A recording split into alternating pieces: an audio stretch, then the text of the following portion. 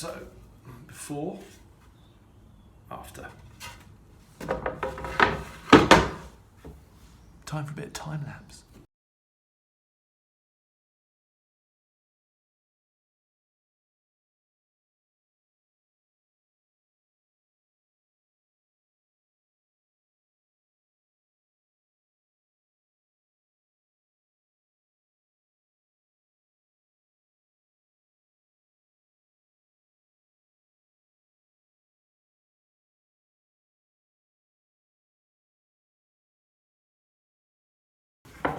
They're all sanded down now, and I'm amazed because these are brilliant, these things. Look, if I pull it off. This was 240, but it behaves more like 120 grip. So I'm going to go over everything again, but this time with 320, but it shouldn't take that long. So with the door pretty much nearly assembled, before I put the major rails on the side, you can see the expansion that is accommodated for. And the wood, it doesn't tend to grow much in this direction, but it does sideways.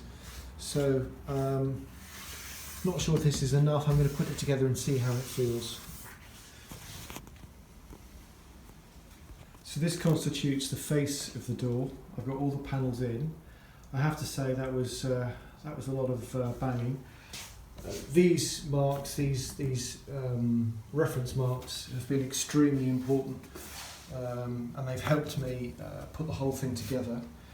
And this obviously would be the side that has beading. And if we turn it over, you will see where the raised panel effect goes. And that is the door turned over.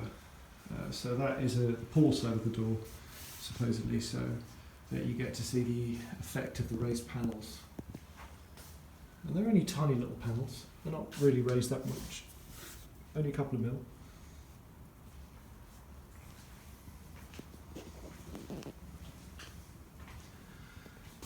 It really requires pressure to tighten up all of these. And I have got I've got an extension for my Bessie clamps where I can join them together, and I can accommodate that 1.8 meters. This is the top rail, and what I want to do is I want to hand sand the areas that will be difficult to get to once it's clamped up. Obviously I'll have access to the main faces, but I won't have access to these sides here, so I'm going to do that. And also I think the thing to do would be to wax all of the individual panels. And the reason for wanting to wax all the individual panels now is twofold. Number one, if you think about the construction of the door, the panels are going to be floating, they're not going to be glued into position, just the rails and stiles around them. And it needs to be that way because the wood doesn't grow in length, it expands and contracts sideways. And this wood was relatively wet, so I'm expecting this wood not to grow but to shrink over time because effectively it was a damp environment. So I'm expecting this wood to be to get smaller and smaller and smaller over time. So bearing in mind I'm going to put beading on one side of it, the worst thing that I could do would be to put the beading on and wax it, and then as the panel was to shrink you would see an unwaxed area, and even if I was to keep waxing that and all the rest of it, it would look like a different colour wood. So the thing to do is to just get it waxed now, and then it doesn't matter as the panel shrinks over time, you will just be seeing more and more exposed pieces of wood that's already waxed, so who cares. The other advantages as well is that because I don't want the panels to be glued anyway, if I wax them, they're less likely that if there is glue, because there's going to be glue next to the rails and stiles, you know, if you think about an area like here, this is going to be glued to here, but by the same token, you know, the groove that's around in here does not want to accept glue. There's bound to be little bits of glue, so I feel that if the panels are waxed well, especially on the edges and the end grain and the side grain and all the rest of it, they're less likely to want to absorb the wax. So, as I say, time to hand sand all of these little areas around here and these panels. Now I've got these labelled, so I think what I might do is just wax them and then just stick a piece of low tack tape, masking tape on it, and then just mark on that, you know, left 1, 2, 3, and right 1, 2, 3, and all that sort of stuff. So that's the next job. There's no point standing any at the top of this because I want to keep these location marks. Also, I'm going to check these location marks now before I take this thing to pieces, and maybe fine tune a couple of things to make sure that this is completely in a straight line, which I think it is, but obviously double check, because the next time it's glued up, I'm stuck.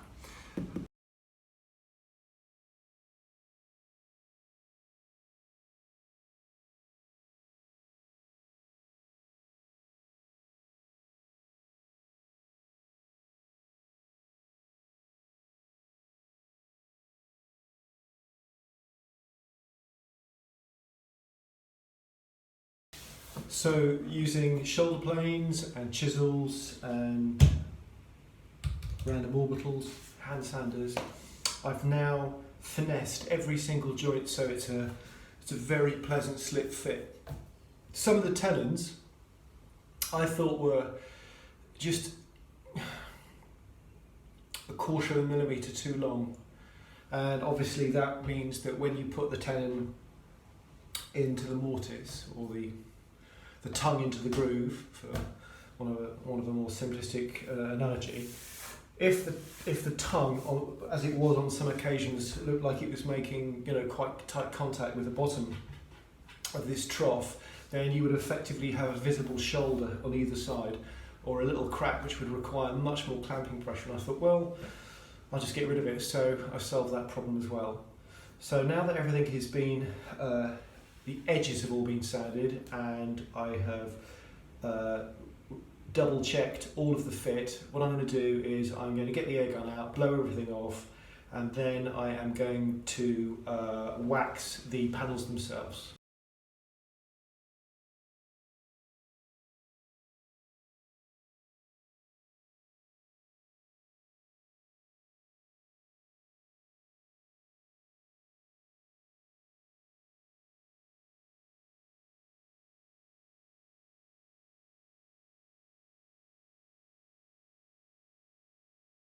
Time for the glue up. So all that's a door. All this and all that, that's what a door looks like before you put it together. And what I need is, I need to really rehearse for the clamping. So I think what I'm going to do is set up the clamps. So I need to be able to clamp for 1.8 metres. And these are wonderful clamps from Bessie. And what I can do is I can pull this off, remove this section here,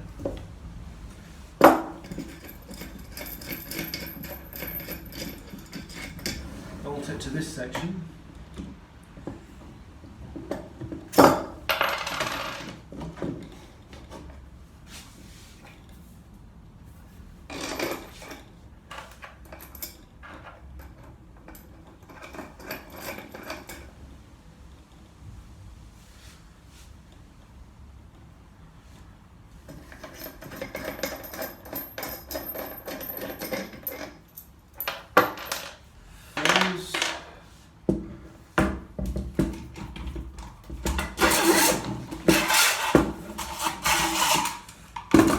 advantage of having really good quality clamps. Fit it into this section here.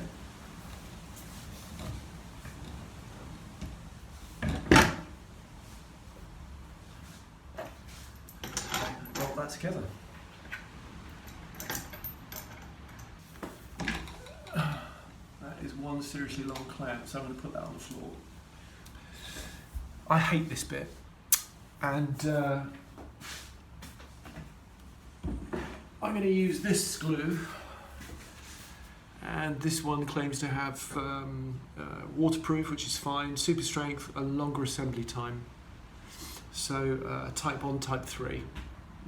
The type 2 stuff is the stuff that people refer to as the yellow glue, and that's got a much quicker assembly time, so I'm going to use this. It's not particularly hot today. I would say it was 12, 13 degrees outside, so I'm going to put everything where it needs to be.